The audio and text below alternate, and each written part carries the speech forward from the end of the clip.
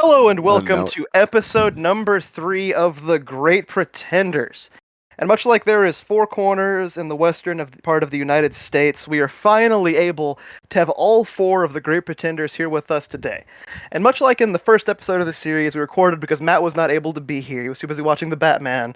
We didn't get his live reactions to the Russell Wilson trade.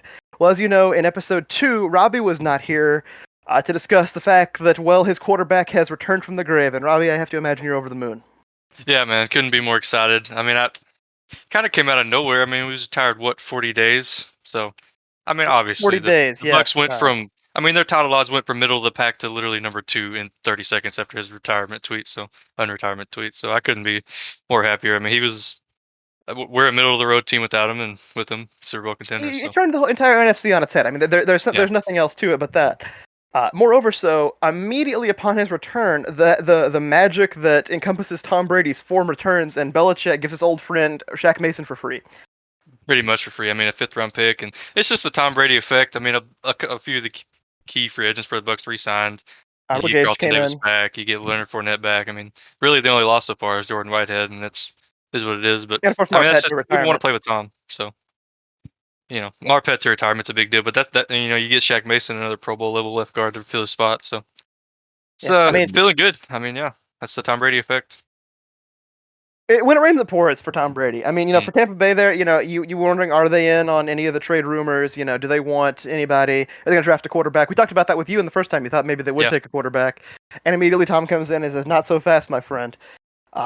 And so the trade rumors, of course, about Deshaun Watson we discussed last time, and almost immediately, to make us look silly after the podcast, another round of absolutely bonkers trades came across the wire. The first one we're going to talk about is the Davante Adams trade to the Las Vegas, still Oakland in my heart, Raiders, for a first and a second round pick here. There's a lot of directions we could go on this, guys. The first one I'm going to go with, which is the Tuck Rule game. I'm sure everybody listening is familiar with this. Tom Brady's first playoff game, the big game against the Raiders in the snow, where Charles Woodson has the forced fumble that was overturned, and on the Tuck Rule itself, Patriots won that game. That was kind of the landmark moment in the NFL, in my opinion. Heading into that game, the Raiders had been the consummate organization, winning constant AFC Championship, Super Bowls. They were the great organization. The Patriots were a fine organization, but nothing special. Their big moment was being the Bears punching bag in Super Bowl 20. After that, the Raiders have had 3 playoff appearances, while the Patriots have won 6 championships. And I'm not saying it's going to be to that level, but I think the Packers had their Tuck Rule inflection moment on that blocked kick by Hufanga in the divisional round this year. That's that for the version of the Packers we've seen for the past half decade. Who, interestingly enough, went to my high school. Yes. He's from Matt's hometown there. Actually, I believe. Did you ever meet him? No, but I watched him play. Yeah. He was really nothing special in the NFL in his rookie season, but he sure made an impact play there. Yeah, I mean that's one Packers fans still never forget. I'm sure Niners fans, John, you could say, is that memorable player in your echelon as well? I would assume. Oh yeah, definitely a lucky play. Helped us get past to a round in the playoffs we never should have made it to. Yeah. And so that was the last time we saw Davante Adams in a Packers uniform. And it makes the Raiders better. And I mean that division, as we've been saying, has just been stockpiling talent at a never before seen rate. I mean the Raiders, when faced with the challenge of 3 of the better rosters I've ever seen constructed, responded with Chandler Jones, Davante Adams, and I believe they're still the lead dogs on Stephon Gilmore, who hasn't signed at the time of this recording. With all that being said, did the Raiders have a chance to make the playoffs? I'd say they have a chance, but that division, man, It's gonna be uphill. it's going to be hard because I mean, the Chiefs are the Chiefs. Even we'll talk about that Offense later. is But they're so still good. great. I mean, the Russ obviously brings the Broncos up. I mean, I think the Chargers have the best top to bottom roster in the NFL, personally. Well, so I mean, that's going to be. It's really one funny tough you nut to mention crack. that, because I thought the Chargers had the best top-to-bottom roster in the NFL for about a couple of days after Davante got traded. Because then the bomb finally dropped. Deshaun Watson, after much speculation, Atlanta's the favorite. New Orleans is the favorite. These two, the Cleveland Browns, off the top rope, come back in. 3 first-round picks, several later-round picks. The details changed about a day afterwards, so they added more to it. But no players given up, just a ton of draft picks to the Texans for Deshaun Watson. So the elephant in the room. We're going to address it right now. I don't think anybody here is a Deshaun Watson fan. There are no Deshaun Watson appreciators in this Discord call. No. The fact of the matter is, even if what Deshaun did was not explicitly villainous, if he is not a monster, the fact of the matter is, when you get to 22 accusations, you have to assume that some wrongdoing occurred, the level of which we'll obviously never know, but I'm never going to be at a place where I like Deshaun Watson. That being said, I've seen a lot of discourse this week that seems to be downplaying just how good Deshaun Watson is and just how good the Browns are going to be. Here's some stats for you guys. Deshaun Watson is tied with Aaron Rodgers for the second highest passer rating for a career in the history of the National Football League. Deshaun Watson has the all-time record for highest completion percentage in the history of the National Football League for a career. Obviously that can go up and down, fluctuating as he plays more, but as good as he was the last time we saw him, and as good as I think the Browns roster is, guys, I'm hard-pressed to say that if he plays a majority of the season, the Browns aren't a big threat to win this Super Bowl. Yeah, I mean, he's elite. I mean, he was elite on some truly awful Texans rosters. The And 2020 Texans, that team after they traded Hopkins for the bad running back, he had like a 113 passer rating. He had one of the better seasons statistically of all time that went under the radar just because of how bad the team was. Yep. It was an MVP caliber season that just flew completely under the radar. And it's probably so they won 4 games. You could never give him the award, but I feel like he's been obviously not forgotten, but I feel like his rating has fallen off due to lack of play. And I think there'll be rust. I do think that the first time he steps in the field, it will not be as good as he was at the last time we saw him. But I do believe that he, when he returns to form, it will be a return to form. And the Browns are going to be nearly impossible to contend with, guys. It's going to be. I don't see how. Assuming they can get a solid wide receiver too, whether it's Jarvis Landry or whether they draft someone. I don't see how you stop this team. I also don't think it's out of the possibility that DPJ just keeps developing into that number 2 for him. Yeah, yeah. And Amari Cooper, I hot take maybe. I think he's better than Odell Beckham Jr. At least the version of what we've seen post New York. I think so. And yeah, I mean the two-headed monster in the run game. Njoku's still a good tight end. Their offensive line is still fantastic. Which him for a 5th is looking worse by the day. The way this offseason has been going. No, I mean Dallas presented themselves poorly there just because they was like, we're gonna cut him, and then we're not gonna cut him, and they ended up giving themselves poor value because receivers, as we've seen here, have been a marquee move here, and the Cowboys got poor value out of it there. I understand they didn't want to pay Cooper anymore, but as we've seen this week, they could have gotten more if they didn't ham fist so hard how much they didn't want him to play for the football team anymore. Do we think so? Do we have the Browns winning the division, or do we think that Deshaun is suspended and misses too much time? It's so hard to say whether he's actually going to be suspended or not. Barring any illegal action, that's not for us to say, but I think it's easy to say that they win the division. Yeah, for sure. Just looking at the whole conference in general, there's just so many good teams. Like the arms race, the Patriots are probably still going to be good. The Bills got better. The Dolphins are going to be better just because they have a better offensive game and they've certainly made some ability to run the ball with weapons. Going back to the Raiders, they're their 4th best team in their division. I mean, yeah, I mean you could argue the Raiders. I mean, the Raiders could finish 4th, and I mean, if things break, they could finish 4th at like 11-7. I mean, it's just that's the level of the game has changed in the post Mahomes era, post his introduction. Teams have all had to kind of reevaluate where they are here, and all of them have realized we've got to be better. We've got to be a lot better if we want to compete at this level. And I think it's fair to say they've caught up to Kansas City. They've made quick work of that. And Kansas City has, lowered themselves down to their competition. Yeah, big surprising move here. The Kansas City Chiefs today, breaking about 10 or so hours before this was recorded, traded Tyreek Hill to the Miami Dolphins for, I believe it was like a 1, a 2, a 4, a 5, and a 6. A big draft capital haul. No two ways about it, guys. I can't spend this. I hate this move for Kansas City from their perspective. Yeah, this is going to hurt them. This is a huge L. Yeah, but when you have the franchise quarterback and Patrick Mahomes, all sins are forgiven. You can make many mistakes. Yeah, no, I mean, Kansas City is in no danger here. This doesn't make the Chiefs bad. This isn't the DeAndre Hopkins trade. And the value is good. I don't have an issue with the value. My issue is that you don't get worse on purpose when you're at the apex of the best title window on the National Football League. You know, as good as all the teams around them have become, Patrick Mahomes is still the guy here. He is still the best quarterback on planet Earth. And I don't see why you make the roster worse on the face of it for no reason. They could have extended Hill. He's 28 now. I mean, he got a 4-year extension with Miami, and that's through his age 31 season. I think it's fair to say he'll have at least 90% of that speed up to age 31. He's one of the most electric, if not the most electric player we've ever seen. And just as a football fan, I'm going to miss seeing those Mahomes bombs to Tyreek, or we'll throw a slant to him and Tyreek will go the other direction, outrun the entire defense for a 75-yard touchdown. It was an electric play, and we've lost that a little bit, and that's a shame of it. You've lost it, but would you say the Chiefs have lost are they still the betting favorites to win the AFC West, in your opinion? You know, I've gone back and forth on this all day, legitimately. I had a conversation with my dad about it, and he said you just can't bet against Mahomes, and I think he's to that level. But Kansas City's schedule is brutal. They play a lot of fantastic teams this year, and obviously their division will as well. But if you ask me to, really lean in on it, I'd have to probably predict I think the Broncos win the division. I agree. I think the Chiefs are still the favorites in my eyes. You think so?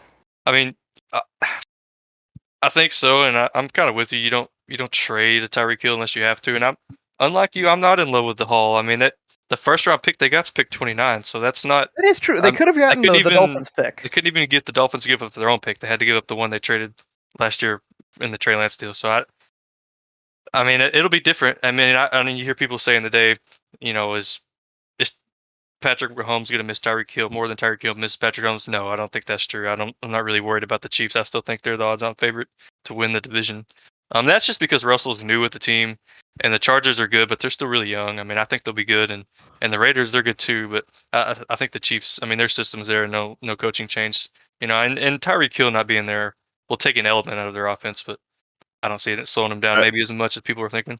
I don't know. I don't think I agree. Like, they can draft, if they can draft receivers, and certainly they need depth at the position, and this, getting those picks is going to help with that. But Hill is a unicorn. There is one Tyreek Hill. Yeah, there is only one Hill. You can't replace him. This is the fastest human probably ever to step onto a football field, and this dude puts the fear of God into your defense. Tyreek is not the fastest. I believe to say he easily has the highest acceleration from 0 to max in the history of the game. Yeah, this dude is a unicorn, and you can't replace him. No matter how many first rounders you have. He opens up so much for what they do because he is, even if you're not doubling, you have to acknowledge every bit of his motion. If you let his pre-snap motion fool you to one side, he's going over the top because you can't run him down. They lose that element of the offense, and they can key in more on Kelsey now. And that puts more pressure on Juju. And I like Juju Smith-Schuster as a player, probably more than most. But we saw when Juju Smith-Schuster had an Antonio Brown, he put up fantastic numbers his first 2 years in Pittsburgh. And I thought that was what the Chiefs wanted to do here, is surround him with talented weapons to get the best out of him. Now we're kind of back to where we were in Pittsburgh. Kelsey's certainly better than anybody that Juju had as a secondary once AB left, but they're going to key in on Kelsey. And I'm not sure that Juju is good enough to really create the mismatches the Chiefs are going to want. I think Patrick Mahomes will elevate Juju and whoever they draft. I agree. I think it's a draft. I agree. I agree completely. Patrick Mahomes' ball placement is second to none. Second to none, yeah. They'll find some replacements. They'll be fine. Yeah. Patrick Mahomes. Again, the sky is not falling in Kansas City. I don't want to paint too negative a picture here, but I do think that this, I could be wrong, and disagreements here are fine, guys. Certainly, I think this makes them human again, though. I think he added the element that is what made the Chiefs, and not just a great football team. Yeah, definitely. But they still have a game breaker in Travis Kelsey and such. And maybe, hey, McCole Hardman, special talent speed-wise as well. He's no Tyreek Hill, but maybe he can give them, 80% of the production on 20% of the price tag. I don't think if you're in Kansas City's position, that's how you should be thinking. But if it does work out, I mean, look at Andy Reid. He is an offensive genius. 2010 Michael Vick speaks to it. He gets the best out of his players. But Tyreek Hill, of course, traded to the Miami Dolphins to create, I mean, the fastest duo easily in NFL history alongside I Jalen cannot Waddle. wait. Really, You know how much I love Waddle. if you I mean, put I've in been Raheem saying that. Mostert. I cannot. Yeah, Oh, you throw in even Raheem Mostert as Mostert. well, I yeah. mean, it's a team of Olympic sprinters down there. I just can't wait. Um, You know how much I loved Waddle pre-draft and at Alabama, and seeing Yeah. them two together, and Mike McDaniel. I mean, you see what they do and what they did in San Francisco. Strangely, All the I pre-snap commented Tyreek. motion. Oh man, he's got to be salivating right now with what he It's an can do. embarrassment of riches. I mean, Oh, yeah. I'm not a huge Chase Edmonds guy. I like the Mostert signing. I think that combination is pretty great. Yeah. The receiving core. I mean, Devontae Parker just became a receiver 3.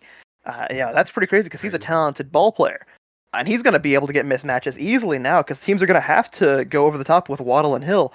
I mean, you can't shade to one side if you on deep routes. Secchi's an excellent tight end as well. Gesicki's an excellent catching tight end, certainly. Catching tight end, yeah.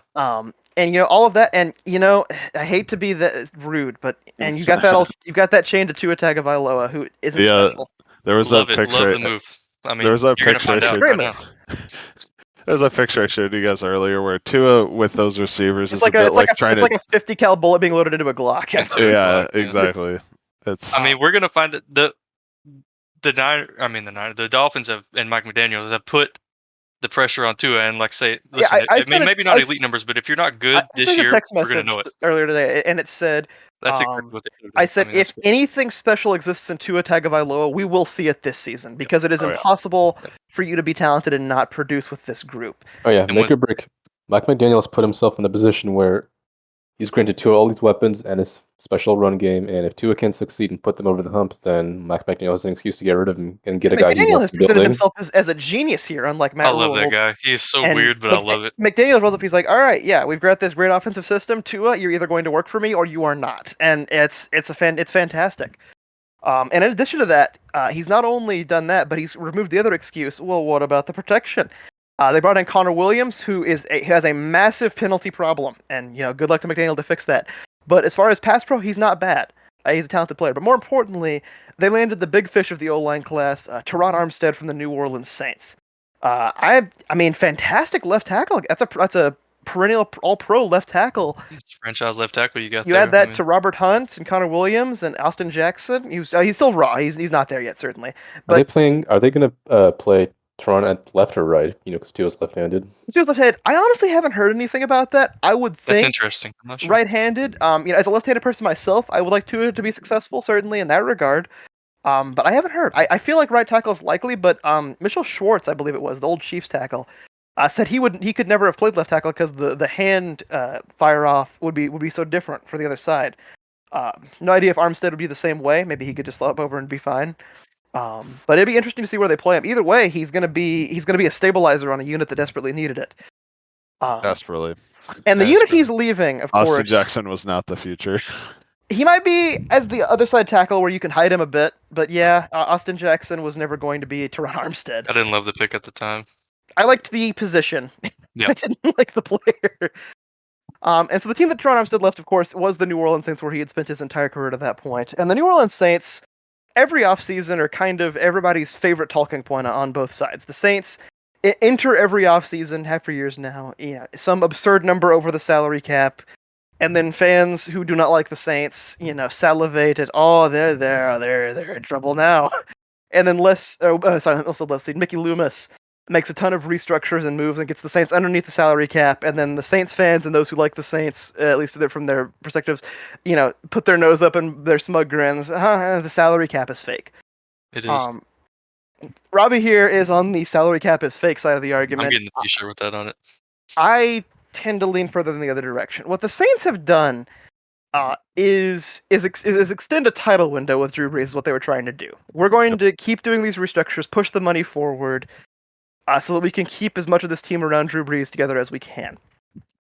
And I get that, and it was the right move at the time, because the Saints rosters were fantastic, and those teams were just lost coin flips on championships. I mean, so many times the Saints have probably gone to the Super Bowl. 2017, the literal Minnesota Miracle, where Marcus Williams hit-sticked his own teammate underneath Stephon Diggs on that crazy leap. 2018, a missed penalty, likely cost them a championship there.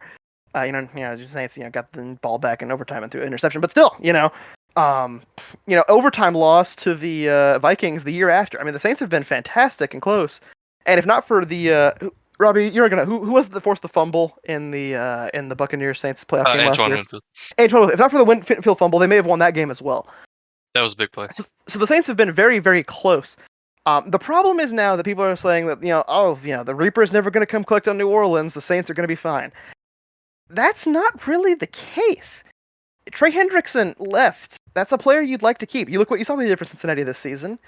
Teron Armstead, franchise left tackle. Typically, you don't want those to walk out the door. Marcus Williams gone. They got Marcus May in to replace him, but he's not the same player. I think it's pretty clear that the Reaper is coming to collect for the Saints, just not all at once. Yep.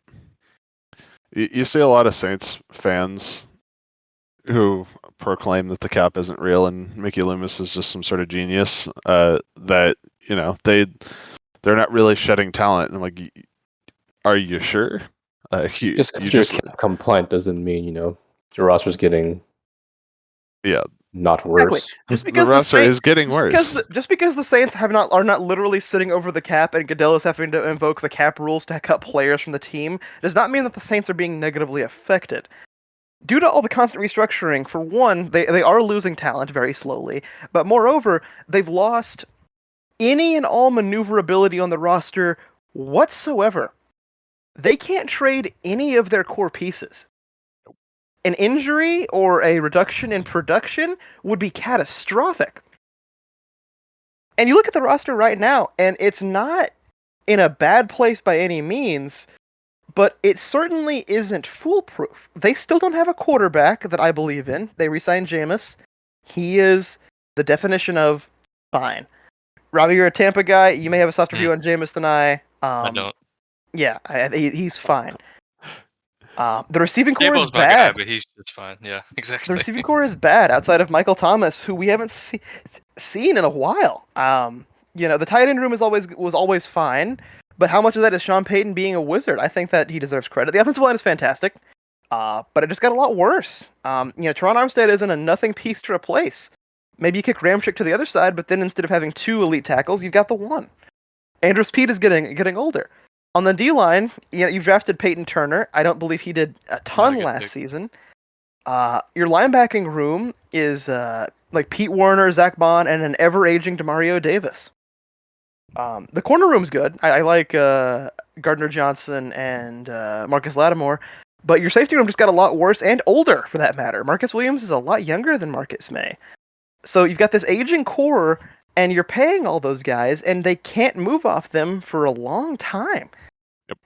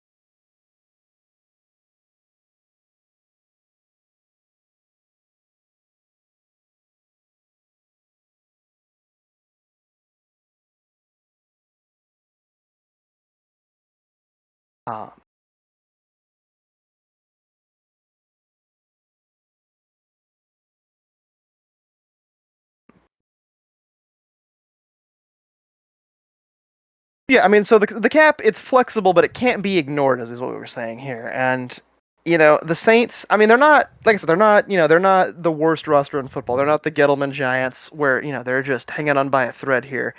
But I do think it is time now, without a quarterback, to kind of say, all right, we extended the window, we propped it open. Drew is gone, Sean is gone. Let's kind of do a reset here. They can't. Which is why you want a rookie quarterback to reset the wage scale. For sure. Such a roster building. Yeah, I could totally see that, and that makes sense. They have the problem is they have no mobility whatsoever to start a rebuild. Like they can't do anything. And if you look at the other two teams we just talked about, the Raiders and the Dolphins, like, do they also want to take that step approach and draft a rookie quarterback? I mean, you just acquired all this talent, both Raiders and Dolphins. I mean, if you're Mike McDaniel, you get rid of Tua, you buy yourself some time. Same thing with Josh McDaniels. Although with Josh McDaniels, he's acquired Devontae Adams, and he's good friends with Derek Carr. And do you really want to get rid of Derek Carr? Well, the thing is, it's easier kind for of a the package deal. It is. And if the Raiders did want to do the thing the Saints are doing here, I don't think it would be as destructive in the immediate because of the fact that Derek Carr is closer to 30 than the 40 that Drew Brees was when this all kind of went down for the Saints.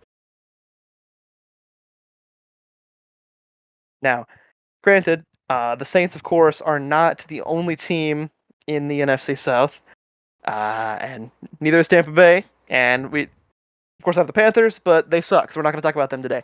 We're going to talk about the Atlanta Falcons, who, as we talked about a lot last week, are a shambling zombie of an organization, but they have finally begun kinda the process of trying to recover from Super Bowl 51 as Matt Ryan has been traded to the Indianapolis Colts for I believe it was a second round pick? Third round. Pick, I Third believe. round pick. Apologies. Yes, third round pick. I'm so happy for Matt Ryan. I'm glad he no longer has to strap that organization to his back and try to get them to 7 wins every year. A great move for him. Great move for the Win-win. Colts. Yeah.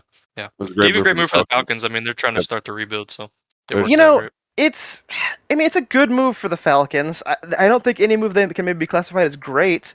Definitely not. It's just this is the only choice This is that you had. Falcons know what they're doing. Yep. Well, No. you Obviously, know, have a direction. Take a tight end to start the rebuild, That's or just not a I- great way to start. Well, Drew let's- Brees. rebuild. we're gonna get into that in a second because we can't just beat around that for the entirety of the podcast. But before I get to that, Matt Ryan and Julio Jones, the two best players in franchise history. Julio is probably one of the 10, at least, if not at least top 20 receivers to ever play the game. Matt Ryan, MVP quality quarterback, and the end result was a 2 and a 3. It's a shame that they pivoted so late off of the Super Bowl team in the hopes of trying to recapture something that when clearly the genie was out of the bottle. Which led to last year when they did make one of my least favorite picks of all time, the selection of Kyle Pitts. I think Kyle Pitts is a fantastic ball player. I think he has all-star potential, or Pro Bowl potential in the NFL. He was 20. He's going to be around forever.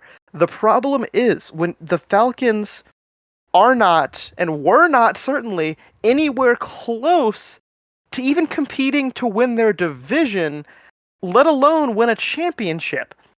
And the 4th overall pick is not something that most teams get very often, a pick that high, and to use it on the most luxury of luxury positions, instead of a Penei Sewell, instead of, if you like him, a Justin Fields, a quarterback, instead of a defensive end, instead of something that you can really do to set the organization up for success.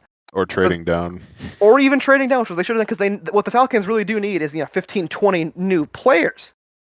All of that would have been better, in my opinion, than taking Pitts, who, I mean, based on his age, he'll be around, I think, when the Falcons are starting to put the pieces back together.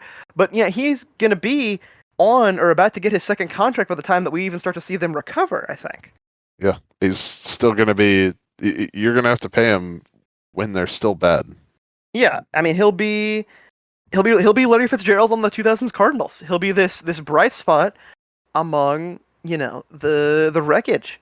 And so I'm glad Matt Ryan got out. I hope the Falcons can really put together a plan here to get this right, but it's rough for them. As far as Indianapolis, I think this makes them a threat to win their division. I really do. Matt Ryan's the best quarterback in that division. Jonathan Taylor led the league in rushing yards last season, and as crazy as it is, he may not be the best running back in the division if Derrick Henry comes back full speed. The defense is still good. So I think the Colts are kind of a dark horse to win the AFC South. They could if Matt Ryan can show that he's still got it. I think that he at least has more of it than Carson Wentz did. Nothing else. Yes. I think he's just more of a mature adult than Carson Wentz. I like Carson, but man, that dude just makes some of the most boneheaded plays, and I think Yeah, it's weird because he has all the talent in the world, but he does. man, he'll bust He's- his bag just to try to throw a ball when throwing it away is easy. And I think Matt Ryan's going to bring a maturity to that position they didn't have last year. Carson think- Wentz threw more than 10 left-handed passes last Yeah, season. I mean, like That it's is not a even in insane his stat. interception numbers. It's just his bonehead play numbers. Like he Yeah. lives and dies with every play, and that's cool. But that's not how you play the quarterback the, position in the NFL. The dude's just not really a film junkie. I think he enjoys like hunting and Which is riding on his fine. quad I mean, bike more that's than cool. playing football. I mean, that's cool if you want to have those interests, but the fact of the matter is Carson Wentz keeps getting traded for assets like he's going to come in and suddenly turn How much? into. What do you think he goes for next season? I think he gets released next season. I think this is the end of the road. This is it. Yeah, I think that was the last Yeah. time we saw teams give up actual assets for Carson Wentz. Which is a shame Um, because that Washington Commanders roster is excellent. In my opinion. I really like it. I hope he doesn't. I hope It's worse now, though. It is The worse now. window That's- for it that's to true. be at full strength has kind of passed by. It's still think you're it's still on the upswing in some cases, but McLaurin's going to have to get paid soon. That's not going to be good on the books. I hope they let him leave because he's a talented guy. And moreover, Scherf is gone now, so the offensive line got worse. It didn't help they took on that entire Carson contract. It's a big. Oh No, my god. Don't how know. the Colts how the Colts got them to We do that. we ragged Chris on Ballard's a Ballard magician. so much for trading for him in the first place, but he completely He redeemed recovered as himself. well as one can. He should have traded for Matt Ryan in the first place, but Yeah, that's that would've neither been here nor there, ideal. I guess. So in the stead of Matt Ryan, another second overall pick like Carson, Marcus Mariota signed with Atlanta. Oh my god. I mean, they had to have Uh, somebody play quarterback. I mean, it is. Yes, what I it mean is. you I can't guess. send I think it's one on the cheap. you can't send the hot dog man Felipe Franks out there again because you're gonna have the Hey, city that's of my boy Atlanta. Felipe. Don't. Yeah, we love the Razorbacks here. Robbie and I are Arkansas boys. We do love our Felipe, but I don't think the Falcons faithful would have No, definitely appreciated not the move. the lack of effort. I think they Matt- would. They're tanking. Matt, you're an Oregon guy. That Yeah. heavy side there. I'm guessing you're not thinking that there's anything in Marcus. No.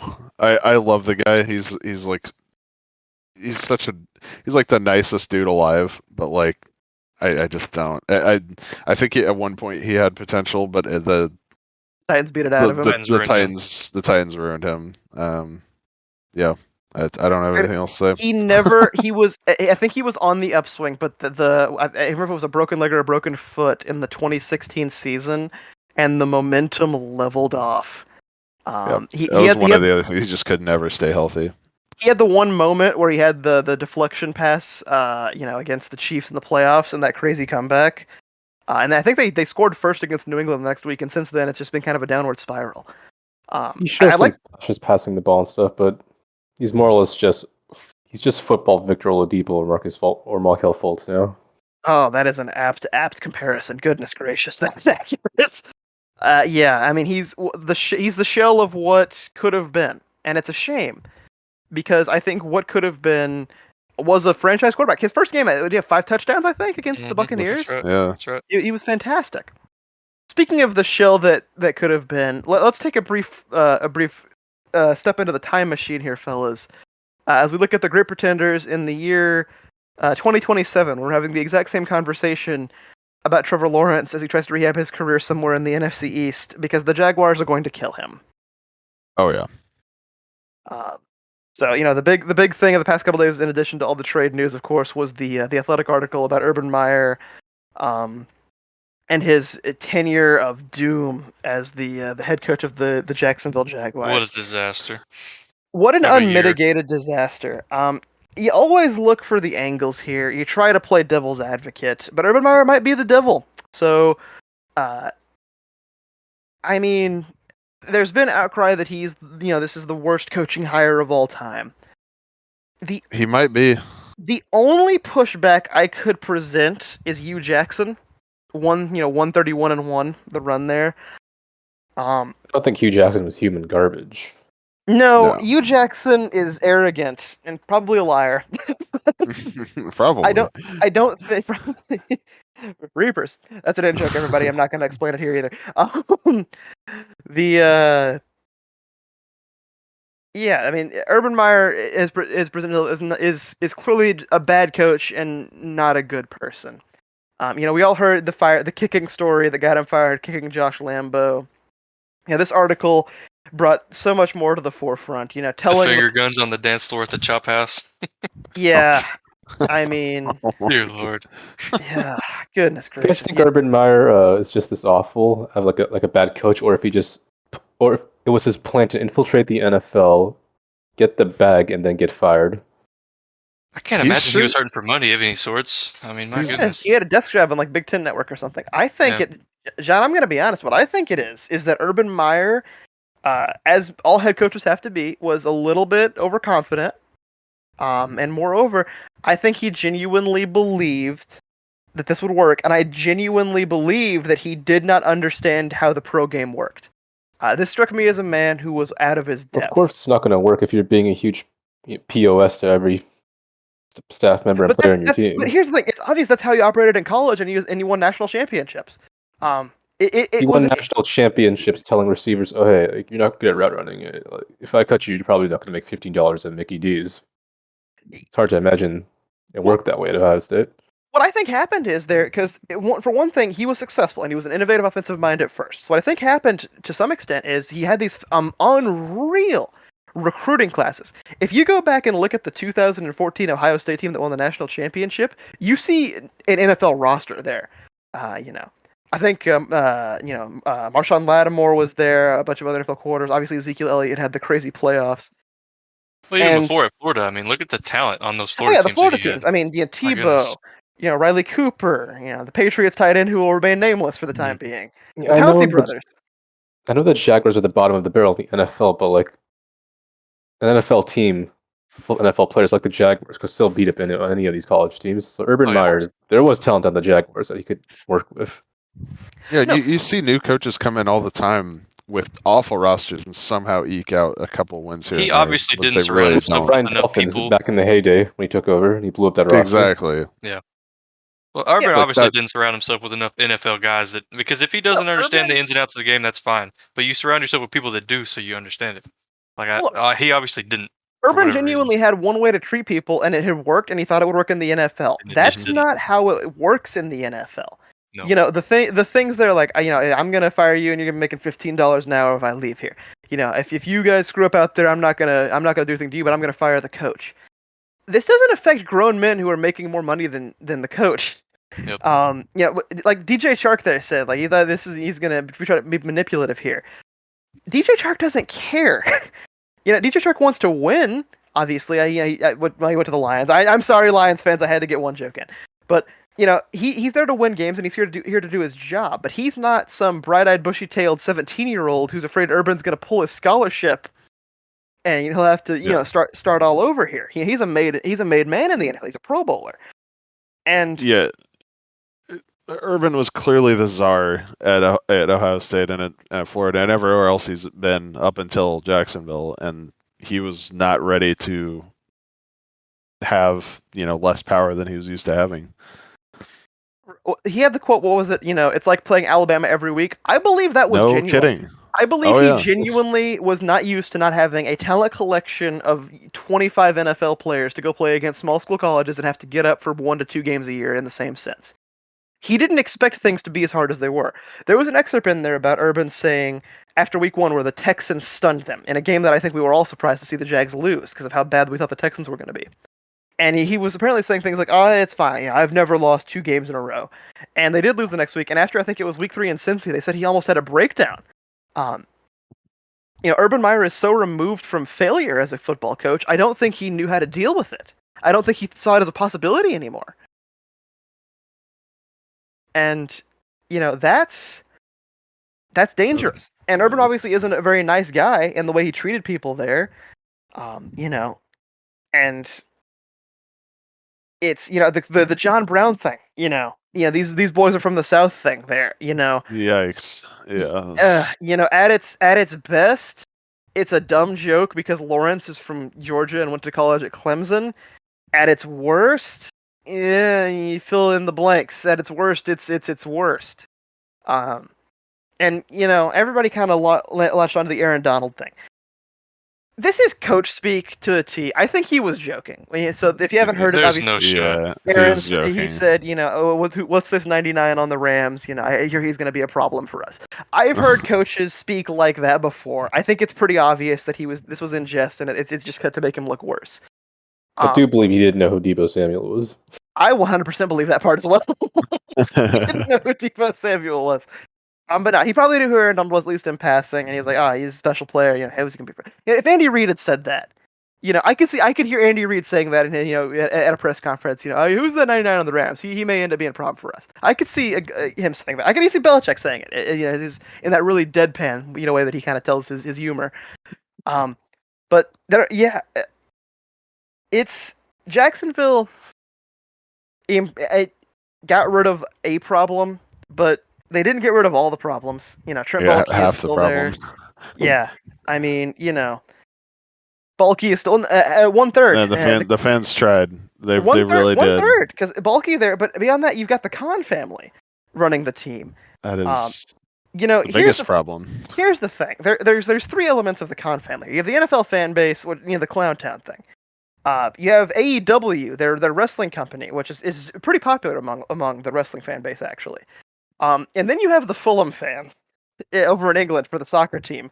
And I cannot recommend this on the podcast, but just look up Fulham fans Tony Khan on Google, and you will find exactly how they feel about Tony Khan over there, and it is not a positive.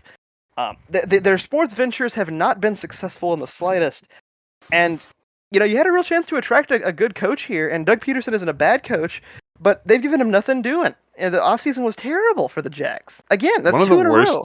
One of the worst off seasons I've ever seen a team have. Right up there though with the last one, when they drafted a backup running back with their first round pick. And this is two in a row. They heading into last offseason, I said this before. I think this one was worse than last. Oh, it was worse. No, because now the money's used up. Now the money's tied up in mediocre players or overpaid players, and it's all over the place. And it's just it's like, I guess the team's better, I guess, but like it now has to be worse before it gets better. They're not in a rebuild. They're in a.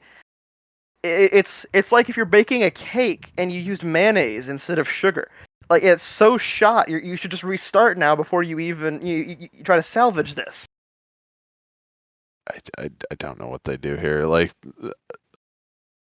Baalke has now handicapped this team for probably the next 3 years before they can get out of these horrible contracts. The only path to success is just if Trevor Lawrence turns into a generational quarterback and card carries. That's the only way this works out.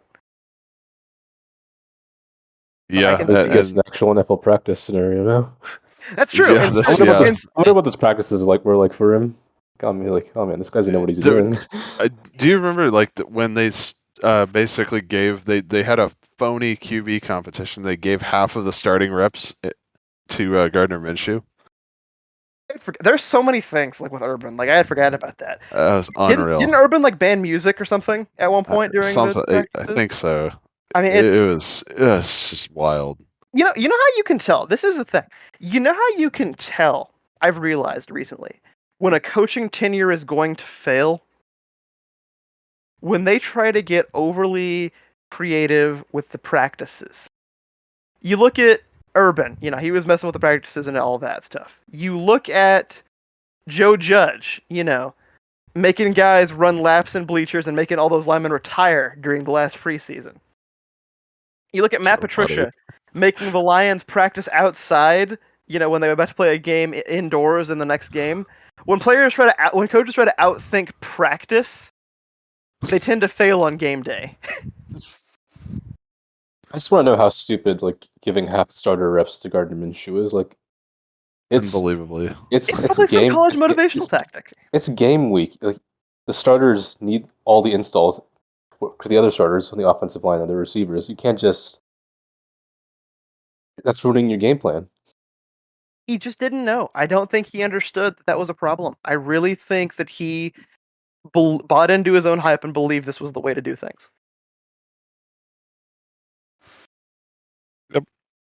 It's unreal, and I feel for the Jags fans. I feel for the Jags fans left because they've been so bad for so long with a single season in there of solace, and that's it. And That's they it. had And they had a chance here, and they're on pace possibly to become the first team to have the first overall pick 3 years in a row. If this was an intelligent plan, that would be fantastic. That's not what's happening here.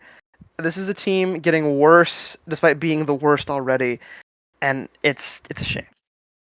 yeah, Um, that's they probably would be picking first overall again if not for some other teams that are clearly worse. Yeah, Atlanta, in play. There The is a race. Texans The are race to clearly the also still bottom in and the play. race to the top this year will be more contested than we've seen in a long time. I think because I think that the league has separated hard the top third and the bottom third, where the I'm bottom hoping- third are going to be very, very I'm bad. I'm hoping Drew Lock can lead us to the promised land of the number 1 pick, but the competition is steep.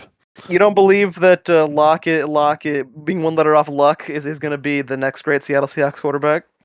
No, I do not think well endowed Lock is going to be able to lead us to the playoffs. Well, yeah, even in this NFC, yeah, that's true. I don't think it's unlikely. The absolute state of the NFC, man. Unbelievable, just unbelievable. So I said earlier that I was really disappointed that we had seen the end of the Mahomes to Tyreek Hill bombs, and it's going to look weird at first. I think seeing Tyreek in a Dolphins uniform, I really don't look forward to that. But in the history of the NFL, rarely does a player get to play every season of their career with the same team. Obviously John Elway is the poster boy, got the 2 rings at the end, stuff like that. But even Peyton Manning didn't get to do it. Tom Brady didn't get to do it. And sometimes you have a good second run. Obviously Peyton and Tom got championships.